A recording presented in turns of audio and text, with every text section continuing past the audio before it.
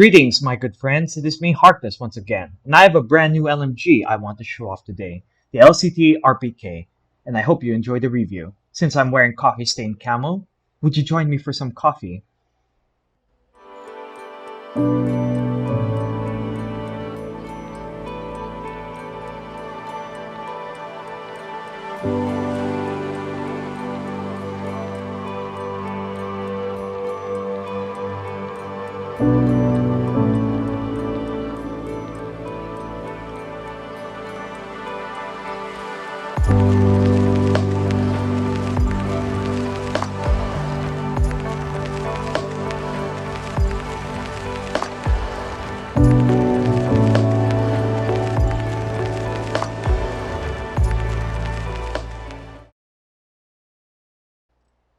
The AK-47 came along, and the Soviets liked what they saw, and after some updates on the stamping technology, the AKM was developed, and the Soviet High Command decided that here from out, all Soviet small arms will have the most interchangeable parts, reducing the cost and simplifying logistics, and the RPK was dreamt up by none other than General Mikhail Kalashnikov, who also produced his own belt-fed MG called the PKM. The RPK was soon adopted in 1961 and was used prominently in the Vietnam War in the hands of NVA and Viet Cong insurgents.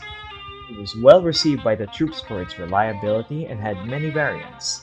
The RPK was soon phased out after the adoption of the RPK-74, as the Soviets soon realized the benefits of the 5.45 by 39mm round over the old 7.62 by 39mm. After the fall of the Soviet Union and its satellite states, the RPK has been seen in the hands of many third world countries alongside her cousin, the AKM. This gun is prominently featured in many games and films. As long as there's still bullets left, we would still see this gun in operation long after we have all dissolved into dust.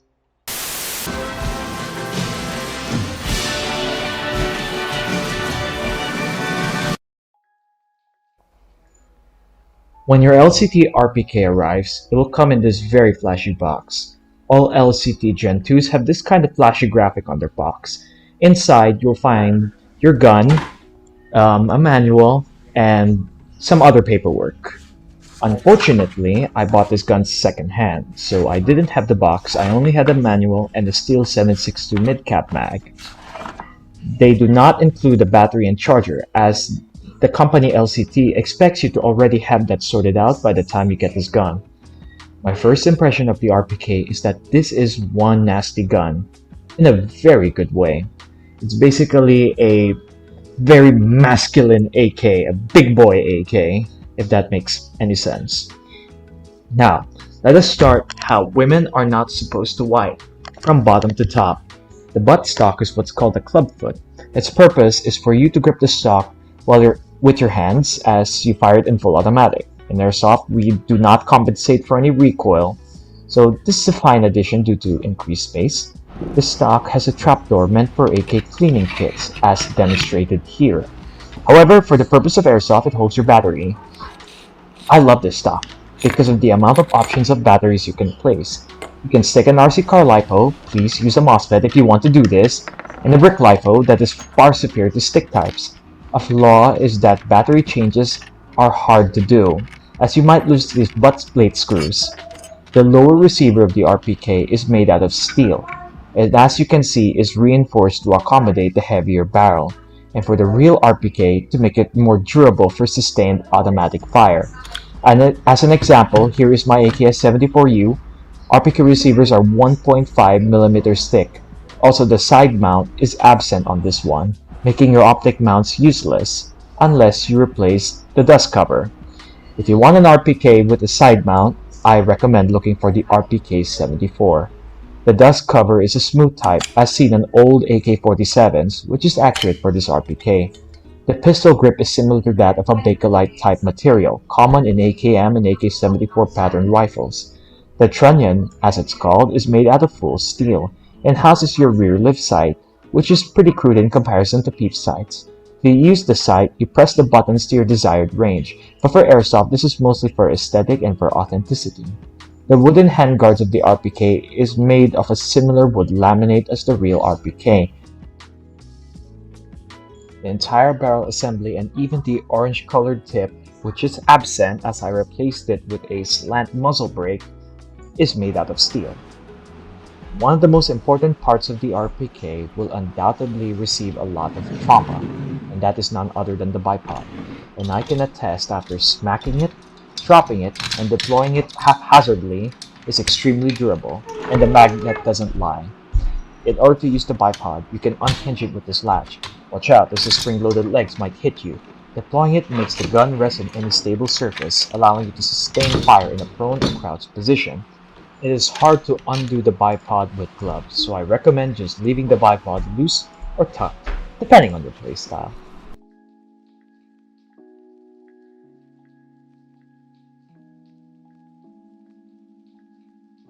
I think you already know the answer. This RPK is made out of full steel. However, I'd like to point out the parts that are not steel. That would be the handguards, the buttstock, and finally, the trigger mechanism. I'm a bit disappointed as to why LCT gave us a aluminum or maybe even a pot metal trigger. But whatever. I guess you can't have everything in life, I suppose.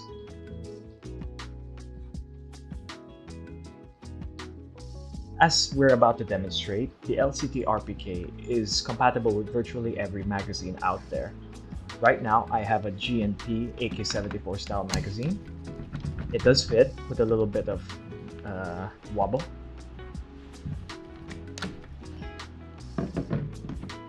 And here I have an E&L AK-74 magazine. And to my surprise, it does fit. But it turns the bipod into like a tripod of some sort. So I don't recommend using this one. Just to be extra sure, I have a E&L AK-74 magazine, which I customized to look like real AK-74 style Bakelite. It does fit. I'm kind of surprised. Bro, LCT could actually fit E&L mags for some reason. Yeah, I just tried it out today. What the f? And finally, we have an Yeah, LCT that we do not know. AK-74 style magazine, which will most definitely fit into this gun. There. Oh, almost tumbles down right there. Sorry about that, dear viewer. And as you could see, it's not particularly the most stable thing in the world, so I don't recommend using these. And finally, its original magazine, which will most definitely fit. For seasoned AK users, this should be extremely familiar, but for those who do not know, the top portion of the RPK is going to be the safe section, which also acts as a dust cover. When you put it in the middle position, it is on fully automatic, and the very bottom position is semi-automatic.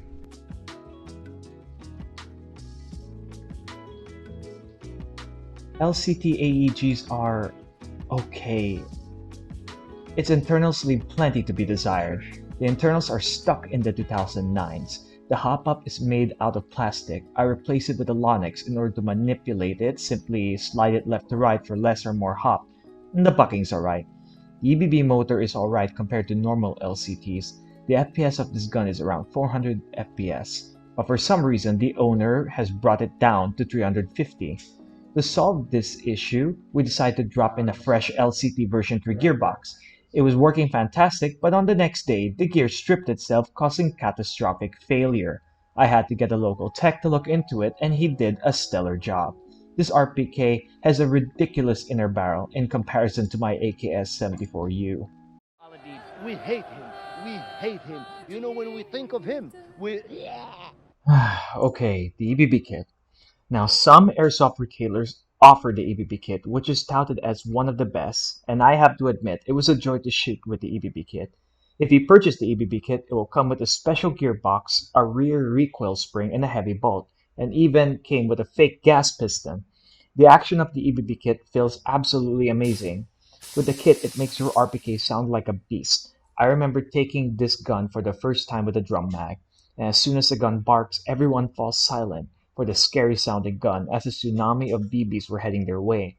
However, that's where my praise ends. It is not even my opinion at this point, but I hear from many people that the EBB kit is garbage, and I have to agree on this. The EBB kit causes more problems than I can imagine. The bolt is so heavy and so strong that it unlatches every part of your RPK, which I honestly thought was impossible. But for every 200 or so rounds, the RPK starts getting loose. The rivets are beautifully done, but the latches of the handguard that hold the trunnion come loose, allowing you to tactically field strip your gun on the field. The vibration of the EBB kit messes up your hop-up, making your shots land nowhere. To add insult to injury, the barrel is made out of brass. All stock AEG have brass inner barrels. You wanna know what else is made out of brass? Instruments like trumpets. In other words, it vibrates the living hell out of your inner barrel, making accuracy a joke. And if you want to get rid of the heavy bolt, the other half of the EBB comes back to haunt you. The hook that moves along with the piston whacks the system so much that it actually loosens the grub screws of the RPK, allowing you to lose your handguards, top cover, and even your cleaning rod. It is an utter waste of money, and I can see why the original owner sold this for very, very cheap. The only redeeming quality is the good motor, that you could at least scavenge from it, which I suspect is a good motor because it's able to pull such a heavy bolt. Unless LCT can remedy it, I advise you stay away from it, as it turns your gun into an explosive advertisement as to why GBBRs are the current standard recoil simulations. As for upgrades, I recommend just ditching the EBB kit, or better yet, buy one that doesn't come with an EBB kit. I replaced the ugly hop-up with a Lonix hop-up, and I'm about to place an ICS gearbox inside, which, didn't work out so well, so I put an LCT gearbox which stripped, but luckily a tech match to fix it. I will miss the unique sound profile of this gun. I recommend putting a Prometheus or modifying the bucking and flat hop system to increase the effective range of this rifle without severely increasing FPS, elevating it above an AEG. Because someone with a drum mag can easily take your place, I recommend taking advantage of LCT's legendary modularity and add the best upgrades. With good barrel, hop-up rubber, you could hit around 150 feet. Many players do not expect this range. The rate of fire is fast enough to put people's heads down. A polished barrel will do amazing wonders for your gun. Oh, and run slings. Your arms will thank you. And if you plan on running AK mid-caps and using it for a rifleman role, you are basically overburdening yourself. Do yourself a favor and get an LCT drum magazine. They go together with the RPK like Bonnie or Clyde, Tsukasa and Nasa, or whatever famous pairing you can think of.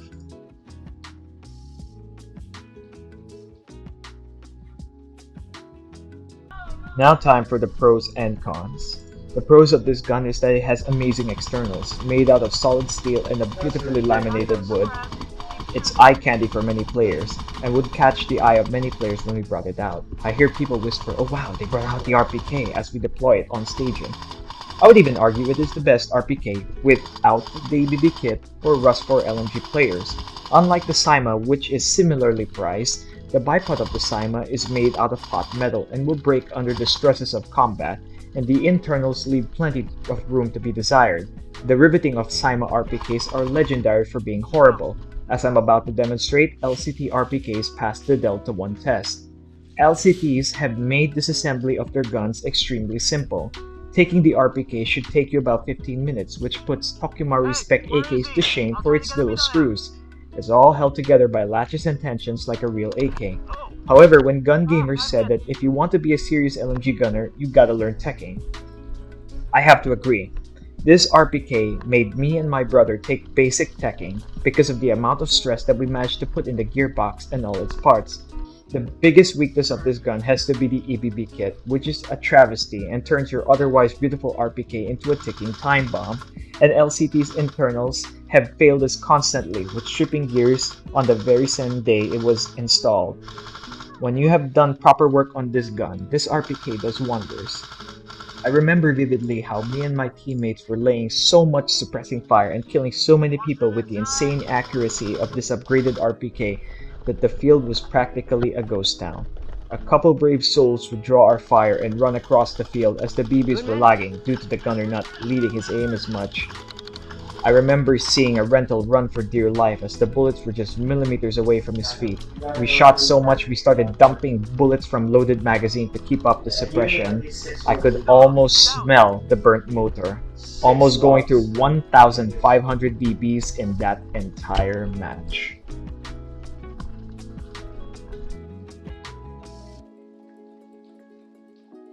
With the EBB, I give this RPK a 1 out of 10. What the levels? For the amount of unending pain and suffering it causes the owner. If you have a thing for masochism, then by all means, go ahead. Use the EBB kit, but be warned you have to lock-tie all the latches, grub screws, and fire selector switch because the recoil will smack your selector to safe or semi-unpredictably. LCT makes horrible internals, and I am not alone. I was lucky enough to have a good one on my AK-74 back at home. Sadly, my fortunes would not last longer. It's so bad, it made me take a break from Airsoft for almost a month, and honestly, looking back at it, this thing only stirs up bad memories. It's a shame that they're asking you for so much money for an over-glorified gear-stripping son of a dirty parking lot water gun. Without the EBB kit, it's a 7 out of 10. LCT hop-ups and motors are horrible, and for a $300 gun, it's an insult. It's a good base gun to build off, better than a Saima. But if you want a good gun out of the box, please just use Arcturus, because they actually give a damn. So anyways folks, I hope you really learned something from this review and you could make an informed decision when buying this RPK. And remember folks, life is always good. Make the best out of it. Goodbye my friends. Until we meet again.